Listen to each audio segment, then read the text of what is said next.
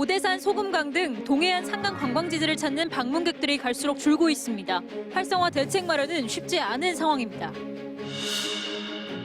삼척 석탄화력발전소가 국회 국정감사에서 맹방해안 침식에 이어 온실가스 배출도 문제로 지적됐습니다. 사업 중단 주장까지 나오고 있습니다.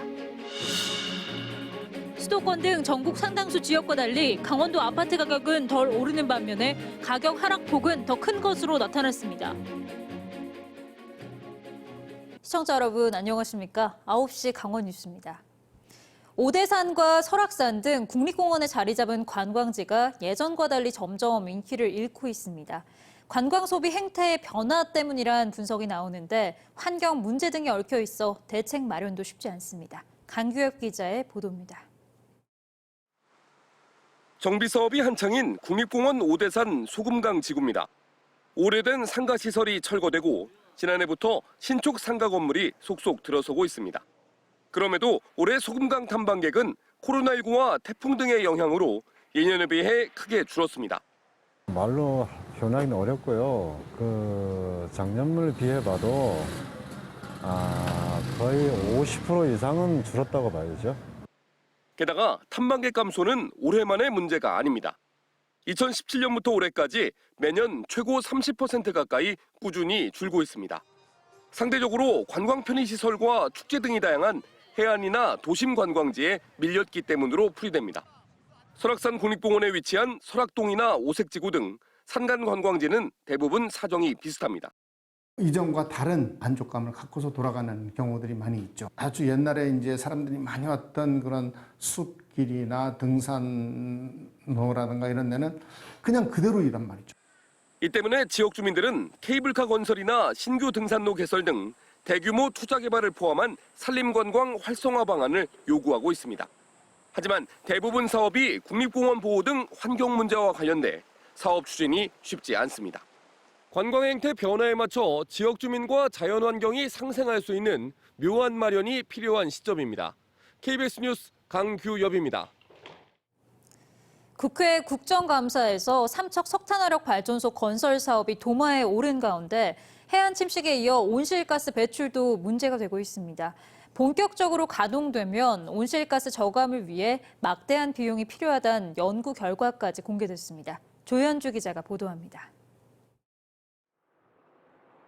2024년 10월 가동 예정인 삼척 석탄 화력발전소입니다. 전체 발전 용량 2.1기가와트급으로 2018년 8월 착공해 현재 공정률은 35%에 이릅니다.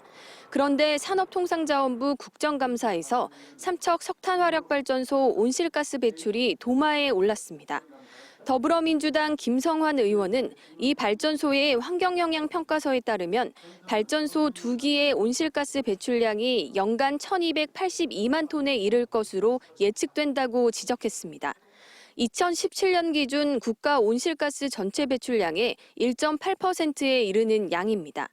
한전 경영연구원 연구에서는 온실가스 1톤을 줄이는데 4만 4천 원이 소요돼 연간 저감 비용 5,640억 원이 필요하고 25년 가동 시 상쇄 비용이 14조 원에 달한다고 지적했습니다. 연간 한 5,640억 정도가 드는 대규모 발전입니다. 기후위기 대응이나 온실가스 저감 등을 고려해 본다면 굉장히 기후에 미치는 영향이 큰 발전소여서 지역 시민사회단체도 석탄화력발전소 가동으로 인한 환경 영향과 효율성 등을 고려해 건설 중단을 주장합니다.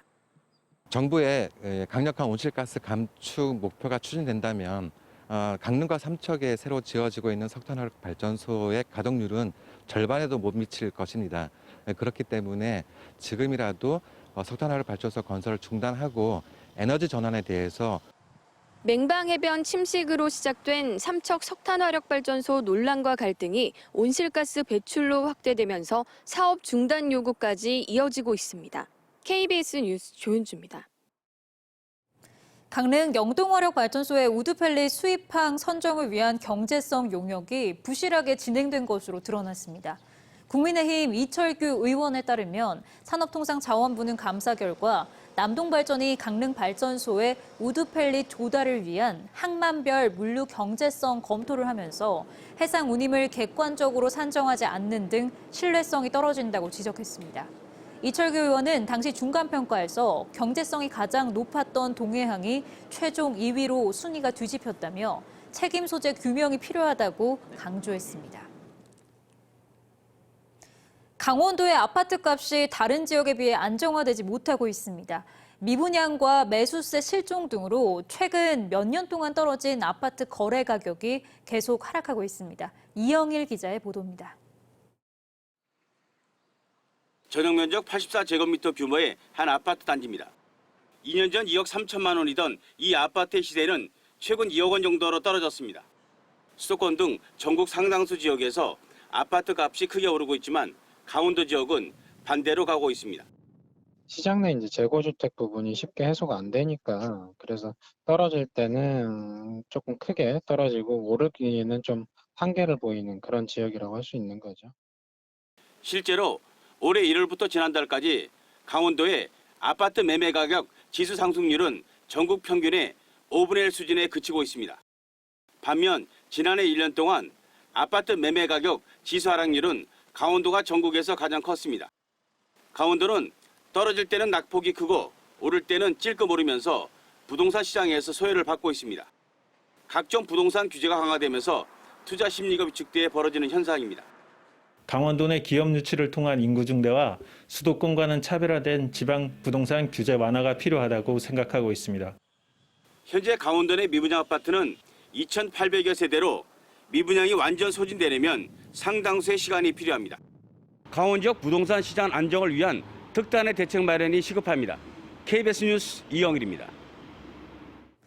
7달 넘게 개점 휴업 상태였던 원주공항이 신규 취항식을 열고 올해 첫 비행 일정을 개시했습니다. 운항 횟수도 왕복 4편으로 늘어나고 운임도 저렴해지면서 공항 이용객들의 기대감도 높아지고 있습니다. 이현기 기자입니다. 현장 발권부터 여행의 설렘이 담긴 짐 붙이기까지 원주공항 대합실이 모처럼 만에 탑승객들로 북적입니다. 올 한 해 동안 한 번도 뜨지 못했던 여객기가 처음 날아오릅니다. 강원도뿐만 아니라 인접 경기도에서도 운항 첫날부터 원주공항을 찾아왔습니다. 못 간 지 오래됐는데 가서 편하게 낚시도 좀 하고 관광 조금 하고 이렇게 오려고요. 아무래도 김포보다는 여기가 훨씬 편하죠. 기존 항공사 대한항공이 철수하고 자회사인 저가항공 진에어가 신규 취항했습니다. 원주 제주 노선은 출발편이 각각 한 차례씩 늘어 하루 총 4번 운행합니다. 원주에선 낮 12시 반과 저녁 6시에 출발하고 제주에선 아침 10시 40분과 오후 4시에 비행기가 뜹니다. 운임도 할인석 개념을 도입해 2만 원대부터 다양하게 구성됐습니다. 하루에 한 번 뜨던 여객기 운항 횟수도 늘고 이렇게 비용도 저렴해지면서 이용객들의 편의도 늘어날 전망입니다. 원주발 첫 여객편 탑승률은 40%를 넘겼습니다. 새로 취항한 항공사 측도 적극적인 사업 추진 의지를 내비쳤습니다. 연중 상시 운항할 거고요. 겨울철뿐만이 아니라 계속해서 원주 노선이 정기 노선화되도록 저희들이 열심히 노력하겠습니다. 특히 기존의 대한항공은 활주로 시설 문제 등으로 동절기 운항을 중단한 적이 있지만 이번에 취항한 진에어는 연중 상시 운항할 계획입니다. KBS 뉴스 이현기입니다.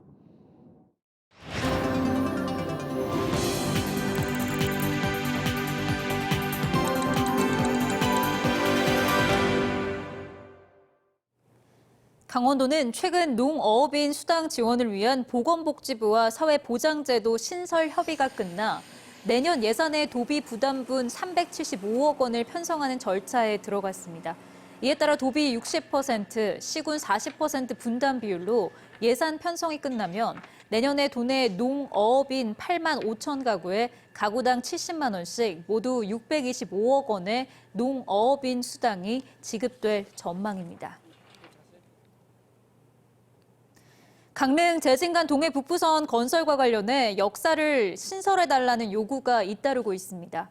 고성군 의회는 북부선 고성 구간이 43.4km에 이르지만 간성역 외의 종착역인 제진역이 민간인 통제구역에 있어 사실상 이용할 수 없다며 화진포의 역사를 신설해달라고 청와대와 국회, 통일부 등에 건의했습니다. 앞서 양양군 번영회는 북부선 역사가 2개인 강릉 고성과 달리 양양은 1개만 계획됐다며 분단의 상징성이 큰 38선 부근에 가칭 38선 역을 설치해 줄 것을 정부에 요구했습니다. 제23회 강원 환경대상 시상식이 오늘 춘천 스카이 컨벤션에서 열렸습니다. 오늘 시상식에서는 강릉 지속가능발전협의회가 강원 환경대상을 수상하는 등 환경 보존에 기여한 도내 각 분야 유공자들이 상을 받았습니다.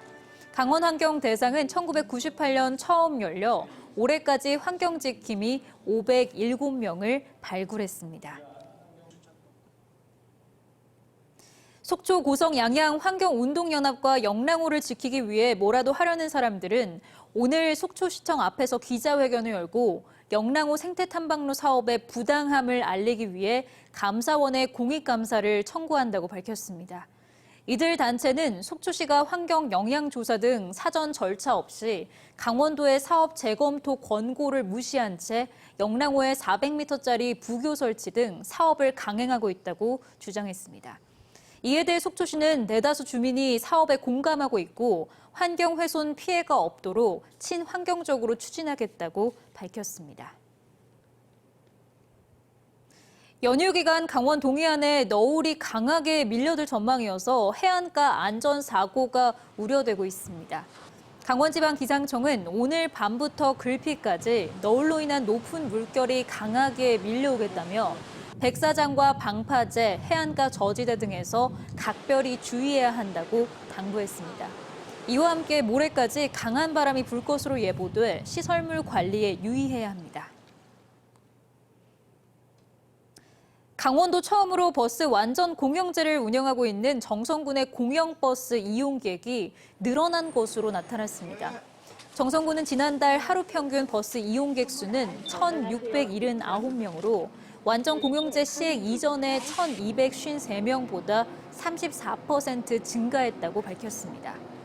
정선군은 주 이용객인 노인들을 위해 버스 환승 부분을 최대한 줄이고 등하교와 출퇴근 이용자를 위해 첫 차를 앞당기고 막차 시간을 늘려 불편을 최소화했습니다. 12세 미만 아동을 대상으로 한 성범죄가 강원도에서 연평균 40건 넘게 발생하고 있는 것으로 집계됐습니다. 국회 행정안전위원회 소속 양기대 의원은 강원도에서 발생한 아동 대상 성범죄가 2017년 39건에서 2018년 45건, 지난해는 44건으로 나타났습니다. 한편 우리나라에서 발생한 아동 대상 성범죄는 2017년 1,261건에서 지난해 1,374건으로 해마다 증가세를 보이고 있습니다. 강원도에서 부모 자식 사이에 발생한 존속 범죄가 매년 100건 정도씩 발생하는 것으로 집계됐습니다. 뉴스를 마칩니다. 시청해주신 여러분 고맙습니다.